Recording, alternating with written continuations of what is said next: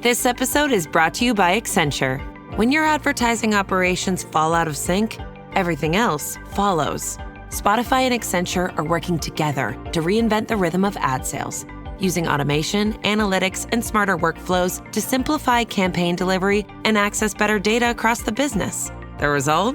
Less time spent on operations, more time connecting brands with the moments and fandoms that matter most. Learn more at accenture.com/Spotify.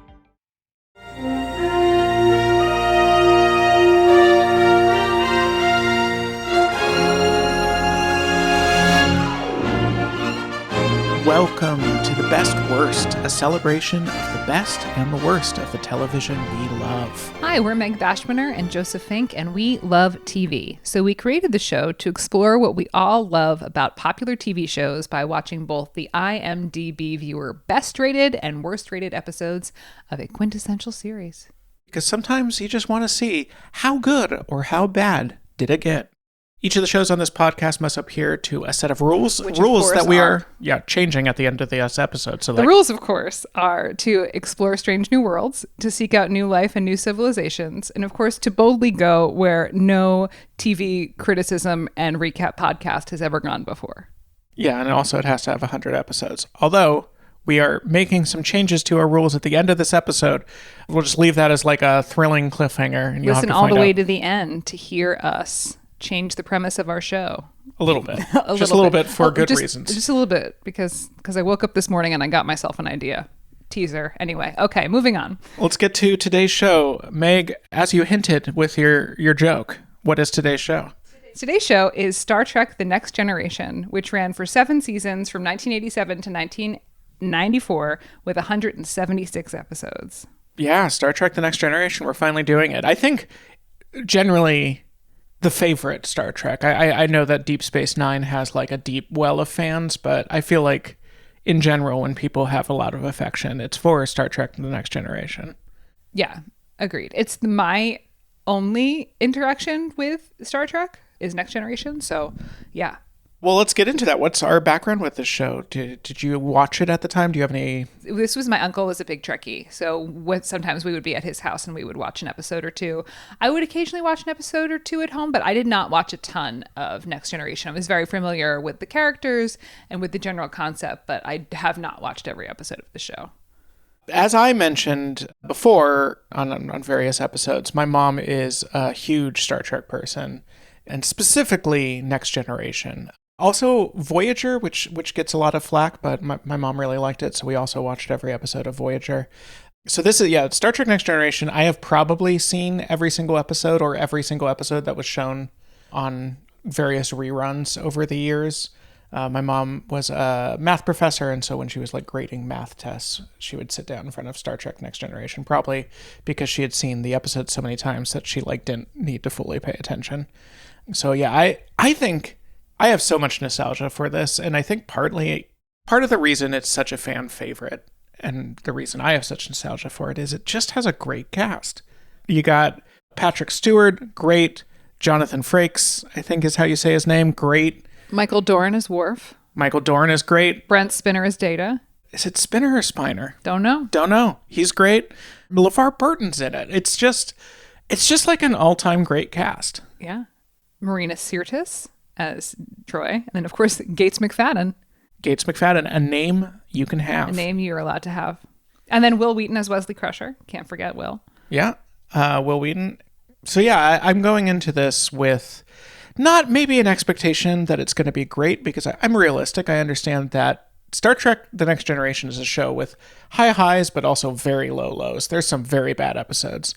We'll get to it, but the bad episode we watched, I did not find bad. I really enjoyed it. I think Star Trek Next Generation is a good show. I think that the writing is good. I think that the acting's incredible.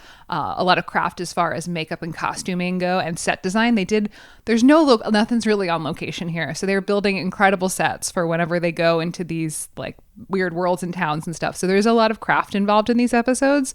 I think it's a really well-made show. I agree. Now let's get to the worst episode of that well-made show. Shall we? So the worst episode of this show was the 165th episode of the show. It was the season 7, episode 14, Sub Rosa. Now, I will mention that this is not technically the lowest rated IMDb episode. The lowest rated one is called, I believe, Shades of Grey, and is about Riker having to regain his memories, and it was a clip show. And we made the decision we're not going to include clip shows in this because it just doesn't quite seem fair. So this is the second worst over a clip show. Yeah. Synopsis of this is that Dr. Crusher attends her grandmother's funeral and spends time in her grandmother's haunted house, romanced by her grandmother's non-corporeal lover. Donna. Yeah, she fucks her grandma's ghost lover. Yeah. It includes the line, "I've been reading some really erotic pages of my grandmother's journal." Yeah. Is one of the, that's just a line in this. Yeah, it wasn't so much like going into this like, wow, what a terrible episode. It's more just like, what a weird episode. It was just a reminder that like Next Generation was really willing to get weird with it all the time. They just did some really weird ones. I think it was weird. I enjoyed watching it because it was that sort of Rocky Horror so bad it's fun to dunk on, and so there was that aspect of it, but also the aspect of just the like truly earnest try at what is like a very not great little piece of smut. Yeah, it's like a romance novel starring Beverly Crusher. So it's a lot of it is, but it's also with a ghost who is most of the time invisible. So poor Gates McFadden has to spend a lot of the time like kind of having sex with an invisible person. Just sort of like fluttering her eyes and like gyrating a bit. I looked up Gates McFadden, and she did study physical theater in Paris. So I hope that training really came through for her here, as she does have to do a great deal of physical theater throughout this. Physical theater, but a lot of like very subtle camera work.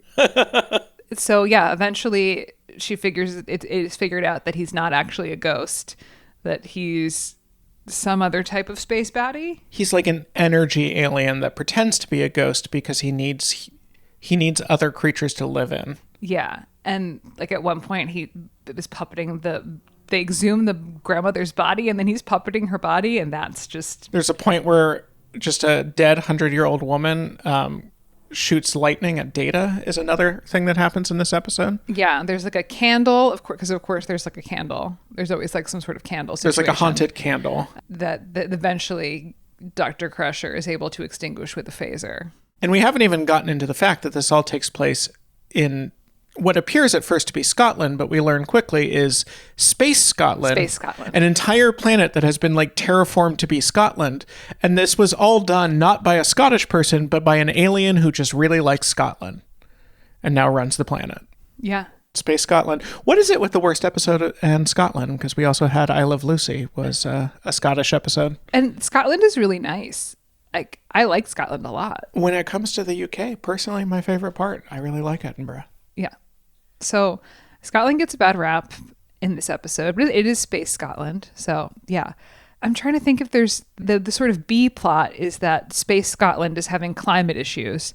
Which we eventually gets tied in. We learn that the ghost is causing it. So essentially there is a B plot in which a horny ghost is causing climate change is kind of what's happening. Exactly. But the A plot really is like Beverly sort of having this bit of a sexual awakening with her grandmother's lover, and she talks about it with Officer Troy, and there's she's the ship therapist basically is her but they're like gal pals, so there's like a lot of gal palling around. And also like Beverly's not going to talk about fucking a ghost with Picard. It's not going to happen. She does there's this point where she's telling Picard about her grandmother's journals, which are full of like, I fucked a ghost. And we were watching this during lunch. I put on the coffee grinder for like 2 seconds. And then we come back and Picard is just saying something like, wow, your grandmother had quite the libido. And we were like, okay, we got to rewind and figure out what caused that remark. Yeah. So that is what happens in this episode. Some, random observations is that Beverly Crusher describes the ghost as a man in his 30s. The actor playing it late 40s. It's got to be 40s for sure. If it's the 30s, it's a hard 30s. It starts with her grandmother's funeral, which goes on for a while. I did get the feeling right away that I'm like, oh, this episode wasn't long enough and they needed to fill some time because there's just kind of long shots of them standing around. Well, they also took the trouble to build Space Scotland. So they've built this set. They have to go use Space Scotland. Yeah. And then Beverly notices a hot guy at her grandmother's funeral. And there's just like a weird thing where like Beverly gets really horny at her grandmother's funeral. Yeah. So yeah, why people hate this episode? Well, number one, we know that they hate women, and it is mostly a Beverly Crusher episode. Number two is that they hate older, horny women. Number three is that they hate bad television, which this touches on. So yeah, I mean, I'm not going to listen. With Lisa Goes Gaga, I'm willing to say I think that was a perfectly fine episode of Simpsons, and it's rated so lowly because people hate women. This one definitely is rated lower than others because people hate women, but it also, to be clear, is not a very good episode of television. No, it's not. It is not an incredibly dynamic episode of Star Trek, but I enjoyed watching it. I enjoyed getting to see Gates McFadden do some more, but have a larger role. I will say, I just don't... Listen, I think Gates McFadden was wonderful in her role. I don't know if she had it in her to be a solo show.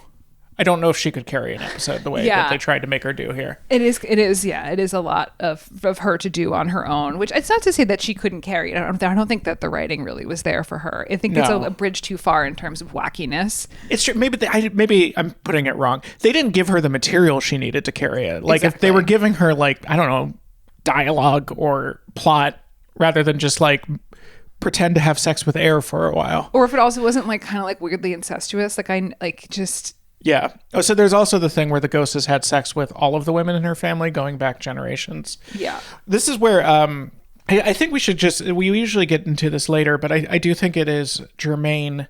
Let's get into the writing of this because this is super interesting. Star Trek allowed people to just send in scripts. All three of these, not the best one, but the worst and the middleest both involved people just sending in scripts. And one of their biggest writers got started by just sending in a script. So this was a script sent in by Gina F. Gallo, and she got a based on material by credit.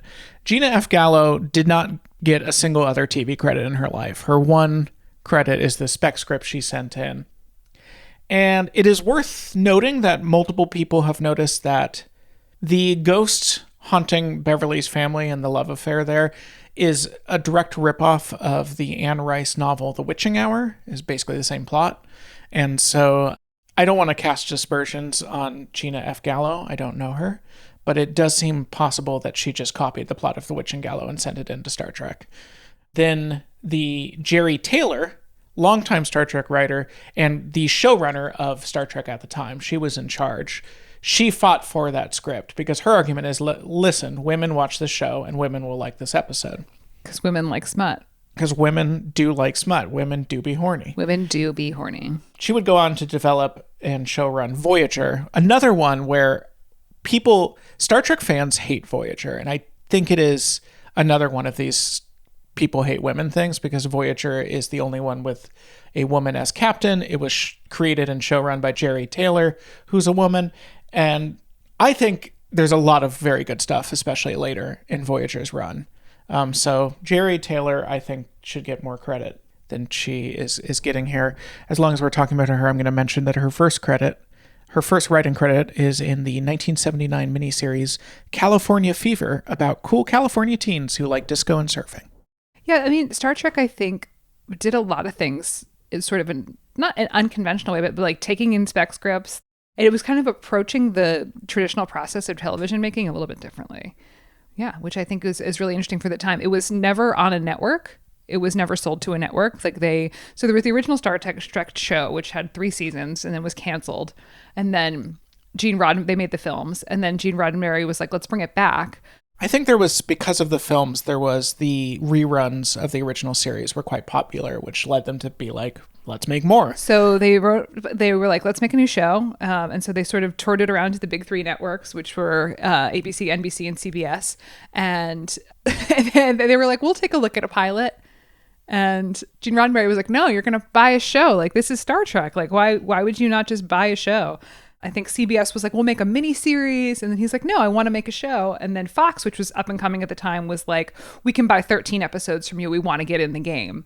And he was like, I think they were just like, no, we deserve better than this. So he decided to go to first run syndication, which is something which I'm not sure had been done before. It hasn't been done since. It's such a weird plan. Yeah. So they Paramount, which was the studio, which used to be Desilu, just so you know. So going back to our Lucille Ball standing and Lucy being responsible for Star Trek, we ended up with at Paramount. And then so Paramount decides to go direct to local networks. And so what they do is they sell it to local networks, which is why Star Trek Next Generation was never on at a specific time on a specific day. It was different based on whatever network was syndicating it. And they made a bit of a deal on the ad revenue.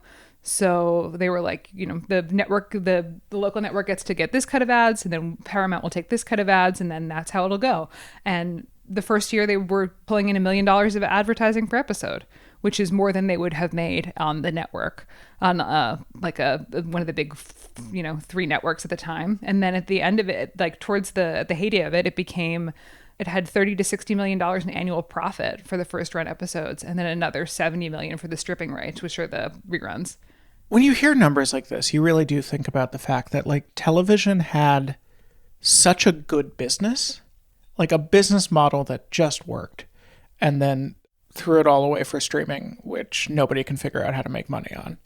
Like, it's just a wild thing that they just like fully got rid of a business model that was just making this much in profit for the idea that we'll completely change everything and then we'll figure out how to make money later. And then later they realized they couldn't figure out how to make money on that. Yeah, it was a 40% return on investment for Paramount.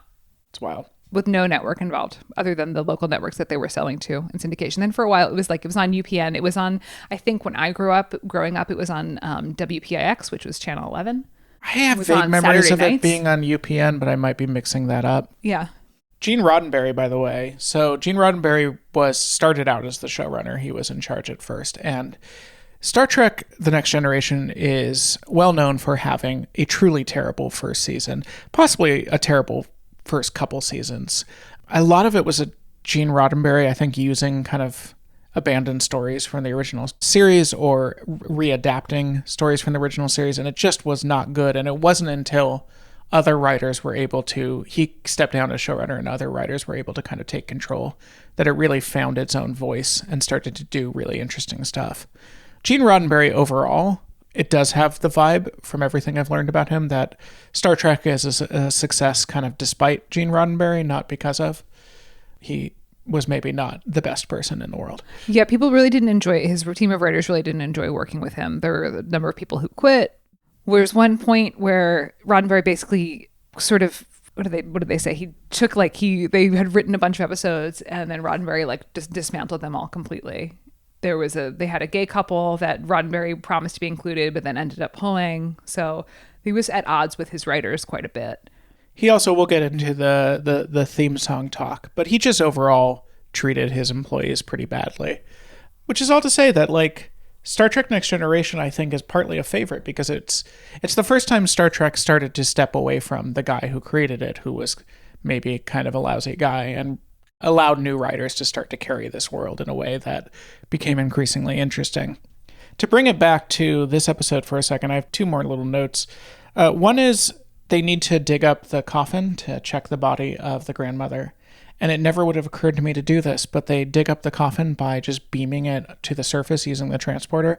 And I thought that was just such a great little detail. What a clever way to dig up a coffin in the Star Trek universe, and also not have to make your actors dig a big hole on camera and have shovels and all that. You just plop it up. Use space magic. Well, there's also something I noticed in the IMDb goofs for these episodes is that people are like, well, why didn't you just use the space magic?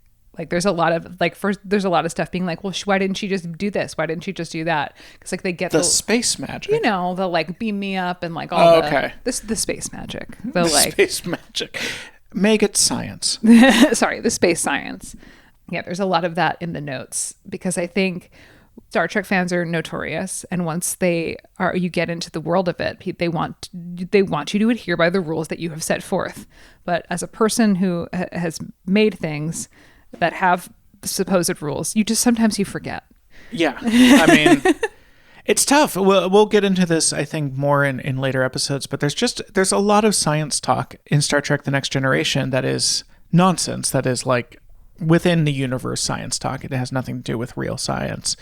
And I am sure that they had to be consistent with all that stuff because they had a fan base that expected all that stuff to be consistent. That the description of how the various beams and things were working had to be consistent, even though it was all just kind of made up techno jargon. I imagine that was one of the hardest things to do as a writer was, okay, I've got to fill this page with techno jargon, and if I get any of it wrong, someone will get really mad at me. My last note for this episode, so the woman who plays her grandmother in the universe dies at age 100. The woman who plays her grandmother lived to be 101. So, just a fun little fact there. The director of this episode is Jonathan Frakes himself. It's Riker, baby. He got started directing in the 3rd season of Star Trek. He directed 8 episodes of Star Trek. And then he went on he directed 2 of the Star Trek movies, including my personal belief, the best one, Star Trek First Contact, in which they fight the Borg. That was his movie. And he's had just a pretty extensive directing career since along with his acting. He directed on Roswell, on Castle, Burn Notice, a bunch of shows. He's now currently directing on Star Trek Strange New Worlds. And so he's had kind of this big TV and movie directing career. I think, he obviously was the most prolific cast member to also be a director on the show, but there's many of the episodes are directed by cast members, which I think is really cool. Again, it kind of speaks to how Star Trek is doing things a little bit differently. I think that's always, I feel like that happens a lot on running shows. It definitely happened on The Office, is cast members would start directing. And I think it's nice. I think it's nice to give cast members who really know the show inside out a little bit of a chance to learn a new craft and to apply that craft to a show they really know. And then, in this case, he was able to take what he learned doing that and build himself. I think he continued to work as an actor, but he had a completely parallel career as a working director. Yeah. That he was able to build here. And, the direction of this episode is a little bit goofy, but that's because the script is a little bit goofy. Yeah, what are you going to do? It's not the direction that is making this the worst episode. No. It is the premise itself and the execution of that premise. It's so funny because I posted on Blue Sky that we were watching the worst episode, and I got a bunch of different guesses from people on what that was, and none of them guessed this episode. The consensus guess we should talk about this episode is there is an episode from the 1st season called Code of Honor, in which they go to a world where the aliens are kind of like stereotyped Africans who then kidnapped one of the female crew members, and then Picard has to have a shirtless, hand-to-hand fight with one of them to win her back. Just an incredibly racist episode. And then the wild thing is the woman who wrote that episode then went and wrote for Stargate, the Stargate TV series, and wrote the same episode again. She wrote an episode in which they go to a planet where one of the women gets kidnapped and they have to teach the tribe about, treating women right. She wrote this incredibly racist episode twice for 2 different science fiction shows. So people were really surprised that Code of Honor was not the worst rated one. It was the one right above this. It was slightly better rated than Sub Rosa. That lady's feminism needs some intersection, Yeah, there's some stuff happening here. Anything else on the worst episode of Star Trek The Next Generation? I really Generation? dug it. I'm glad I watched it. Gates McFadden is cool. I'm glad that they unfired her after that guy left. Yeah, and I'm glad that she took that physical theater class in Paris that really prepared her to do this. That she could bang that really old 30-year-old ghost. This episode is supported by FX's The Shards, a seductive drama from executive producer Ryan Murphy. Set in 1980s Los Angeles, the series follows a group of glamorous, deeply entangled high school seniors drawn into a life of wealth, beauty, parties, and excess. At its center is Brett, whose reality begins to unravel when the arrival of a new student coincides with a series of mysterious murders. FX's The Shards premieres August 5th on FX and Hulu. Get into our intermission, which is how is that theme song? We always say this because we're talking about iconic TV shows. We're like, what an iconic. It really is. It's cool. I like that there's a script in it that we have some text as well. Which comes right from the original series, also had text in it. Which is great. Let's do that. Let's be doing that more. Why not? Have a little thesis statement at the top. This is for me a top 10 TV opening credits. You get the build with the planets, then you get the script, and then you get this other thing. It's like you get kind of the ethereal beginning, and then you get the ba ba da da da bum ba da. You get it becomes more of a fanfare, and the ship is zooming around. It has emotional stages to it. Yeah, good theme. So the theme song is actually a combination of 2 different things. It's a combination of the opening fanfare of the original show's theme song. So kind of that opening bit is from the original show, written by Alexander Courage. And then the rest of it, the actual like meat of the melody, is the theme from Star Trek The Motion Picture by Jerry Goldsmith, longtime composer, nominated for 18 Academy Awards, won once for The Omen. So he's the guy that actually wrote the like bum ba da da da da da da da. But the Alexander Courage, who kind of wrote the bit that was at the beginning, he got really screwed by Gene Roddenberry, speaking of things that Gene Roddenberry did. So he wrote this theme song for Star Trek. And then without his knowledge, Gene Roddenberry wrote lyrics to it, just really half-assed lyrics that were never recorded. There was never any attempt to. He never planned to have them recorded. But that way he got 50% of the royalties for the theme song. So he just stole 50% of the royalties from Alexander Courage. Alexander Courage decided not to sue him, but was like obviously furious. I have the lyrics here. Beyond the rim of the starlight, my love is wandering in starflight. I know who'll find in star-clustered reaches love, strange love, a star woman teaches. I know his journey ends never. His Star Trek will go on forever. But tell him while he wanders his starry sea, remember, remember me. Gene Roddenberry. Now I'm mad. I give this theme song an 8 out of 10. I'm going to give it a 7 out of 10 because Gene Roddenberry sucks a little bit. Yeah. All right, let's get into the best episode. The best episode, season 5, episode 25, The Inner Light. It was the 125th episode of this show. Meg, what is The Inner Light about? The Inner Light is, you're going to make me do I can do it. I the can do it from recap memory. of this one. I can do it from memory. Meg did fall asleep at the end of this one. I did not fall asleep because it was not entertaining. I fell asleep because I was jet lagged, but I was just like towards the end thinking like, what a great episode. Like what an all-time episode of television. I look over and Meg's asleep. No, you said that out loud and that made me wake up. And I was like, damn it, I was asleep. Okay, so the Inner Light, they come across this probe, this strange probe, and it sends out a beam that knocks Captain Picard out. So we have this B plot in which on the bridge, the rest of the crew is trying to figure out what's happening to him, and they're doing various things. They try to block the beam, but that makes Captain Picard go into like cardiac arrest, so they have to bring the beam back.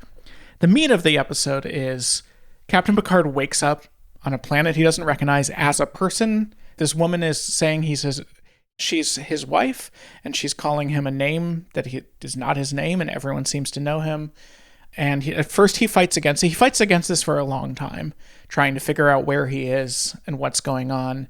But after 5 years, he lives 5 years on that planet and figures out it's just not going to change.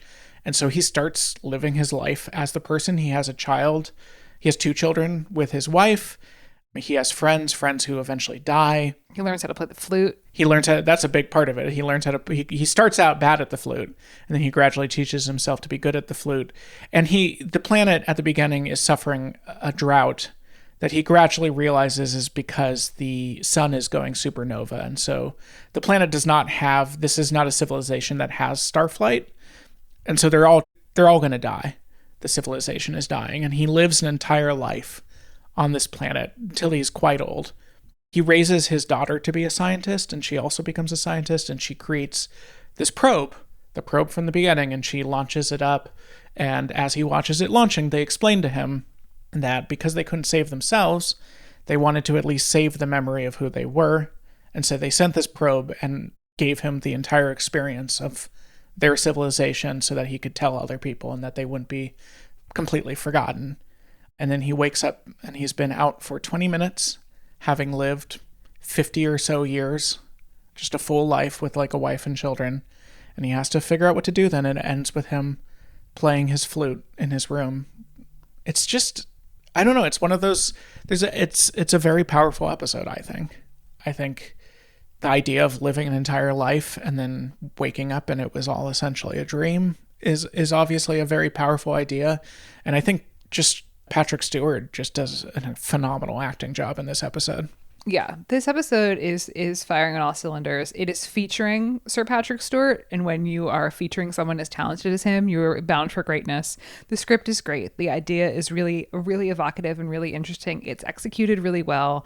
this show had a lot of craft working on it. The set that is the town or the culture that he is in is really cool. There's a specific language in their dress.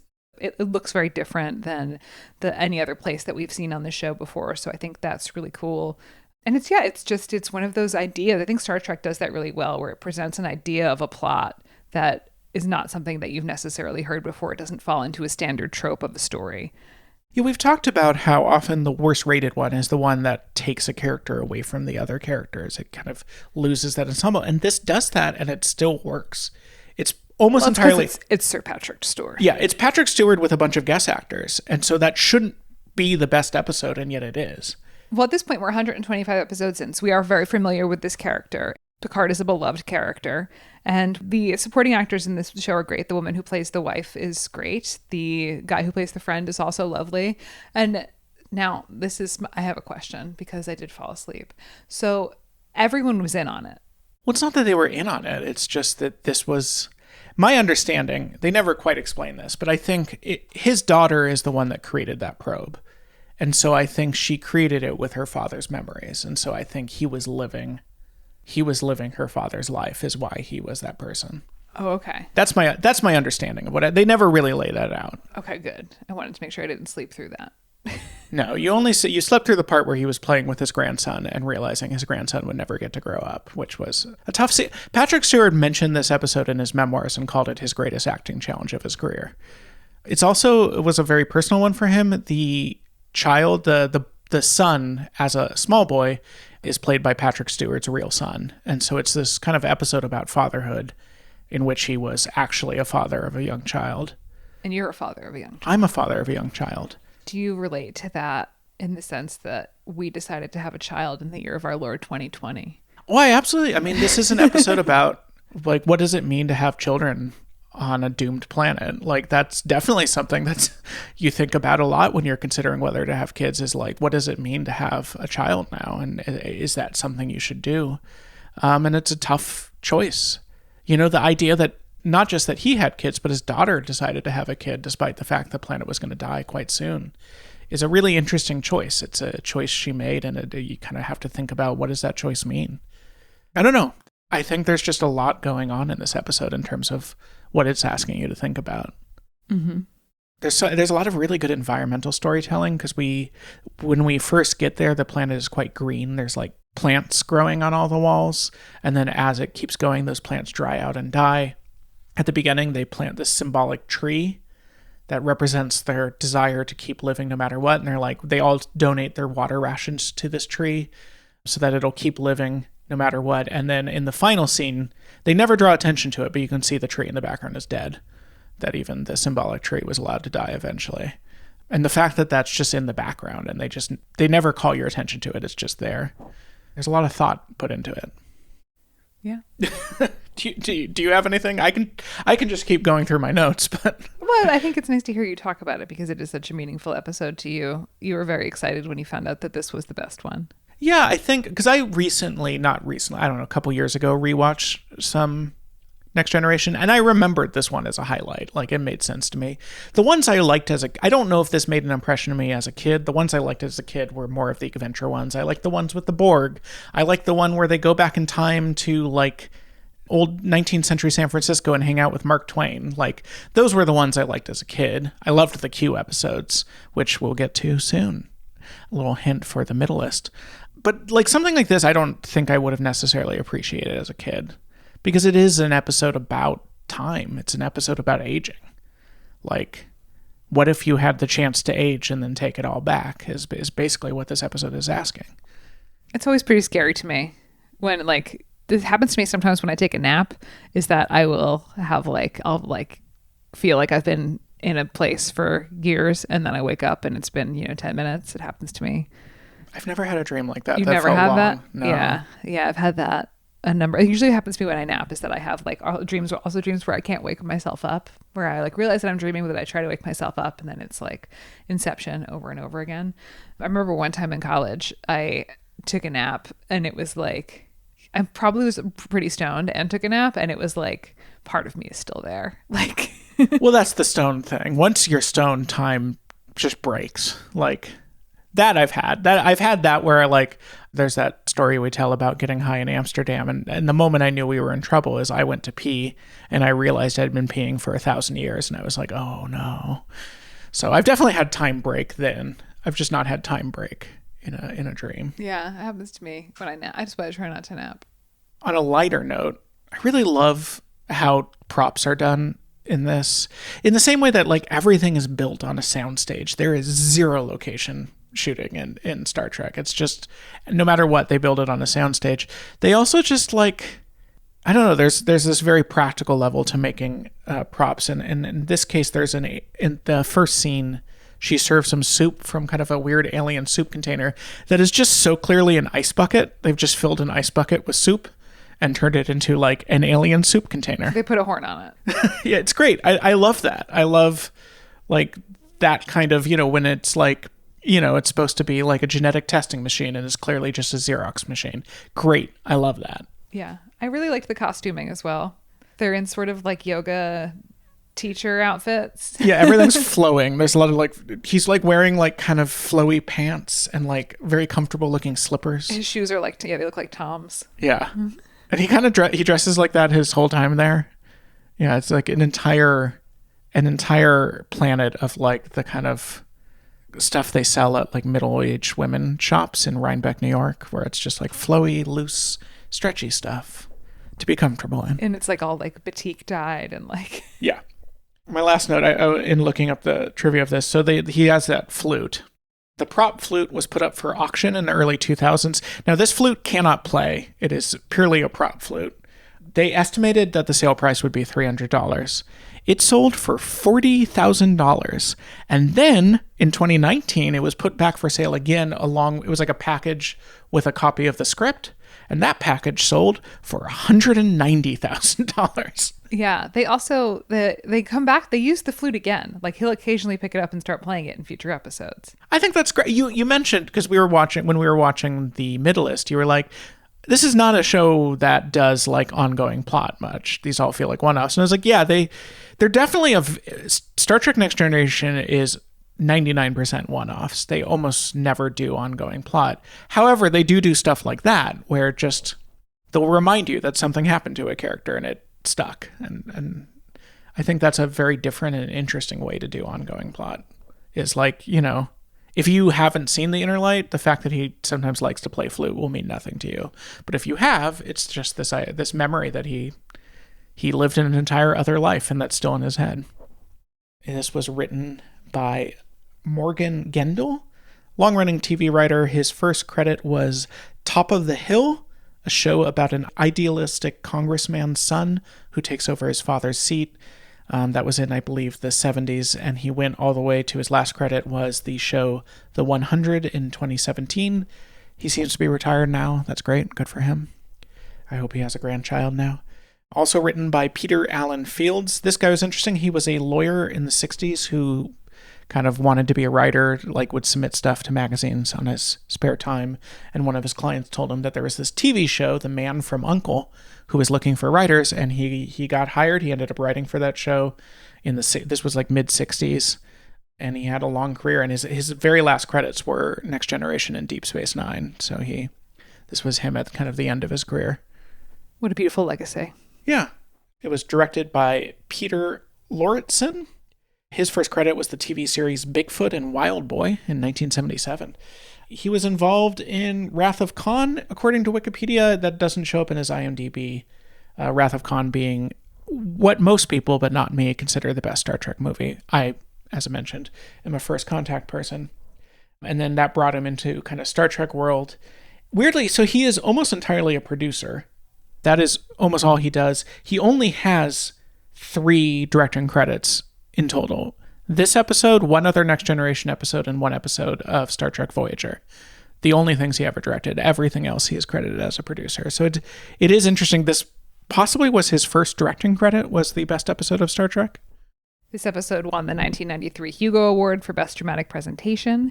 This episode was nominated for the 45th Primetime Emmy Awards for Outstanding Individual Achievement in Makeup, but lost to Star Trek Deep Space Nine. The makeup is also really good in this because there's aging. So every time we go back to Picard there, he is aged and the characters around them have aged. So there's changes in hair, there's changes in facial features. It really is. We are seeing the progression of these characters through their physicalization. And it's especially shocking the first time, right? Because you get this thing where like Picard's on this mysterious planet. He doesn't know where he is. We like cut back to the ship. They're trying to wake him up. They cut back to him and his hair's a little longer. And that's kind of the only difference. And you're like, what's going on? And then they mention that he's been on the planet for 5 years. And that's, I think, a real moment of shock of like, oh, they're putting him here for a while. Like, this is not just going to be an episode about like, how do I escape this planet? They do kind of rely a little too much on just making his hair longer and longer, which because he's mostly bald just means like the side of his head just gets longer and longer until he looks like the Back to the Future guy. Well, they do start doing stuff with his face. They do stuff with the wife. Her hair gets longer and more gray. And yeah, and then of course the children start to age and get bigger and become adults. So it's a great way to show time passing. They should have done this like the movie Boyhood, where they just do it in real time. Yeah, just do it all in real time. Anything else on the best episode of Star Trek Next Generation? I just really liked watching Star Trek. I'm glad we got to do it. Now that you've seen it, how have your feelings about it changed? And nothing's really changed for me other than I didn't watch it a ton growing up, but I knew it was good. I'm glad I got to spend a little time with it. I'd like to watch more of it. Yeah. Yeah. I'd be up for that. I guess that answers the question of would we keep watching? I would keep watching. Yeah. I think there's a lot of it's entertainment here just because the storytelling is so great and then the craft of the acting and then the craft of the designers. So yeah, I think this is a good show. I think it holds up for the most part. Yeah, I mean, it's just from a different era of TV where they were trying to do different things. It's a little silly, but I think it was an era of television where they were okay with being a little silly. And we should be okay with being silly again. I went into it really liking the show because of my childhood with it, but I do think I came away liking different things. I came away a little more aware of its flaws, like it is kind of a little bit silly and a little bit theatery in the way that it does not immerse you so much as like present to you people playing on a stage. But I think there's just nuances there that I didn't notice as a kid. Because as I mentioned, as a kid, I really liked the kind of silly stuff where they like went to the holodeck and did Old West stuff, or like Q shows up and does like Q stuff where things magically happen. And something like The Inner Light is really playing with some heavy themes in a way that I just don't think I would have picked up as a kid and really appreciated now. Until you decided to have your own child during a climate disaster? Yeah, that is not, unfortunately, as far as we know, caused by a horny Scottish ghost, but we should look into that. Coming to the end of this, we did promise that we were going to provide some new rules. So yeah, thinking about this, we wanted to find a way to include pieces of television history that fall outside of the rules. So like you look at an HBO show.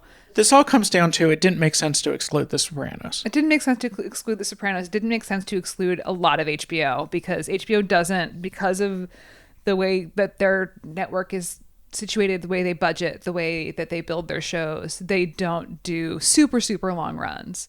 And they also were one of the first ones to do, in America, short seasons. Their seasons are often only 10 or 12 episodes. And so you're just not going to build 100 episodes that way. So yeah, so we're introducing something called HBO Rules. So HBO Rules is that it doesn't have to be just for HBO, but I think if a show is undeniably a big, major show, but because of the way it was made, it was never going to hit 100 episodes, we will apply HBO rules, which is it just has to have 50 episodes. Because I think for a show like that, hitting 50 episodes is as big a deal as hitting 100 for like a 25 episode of season one.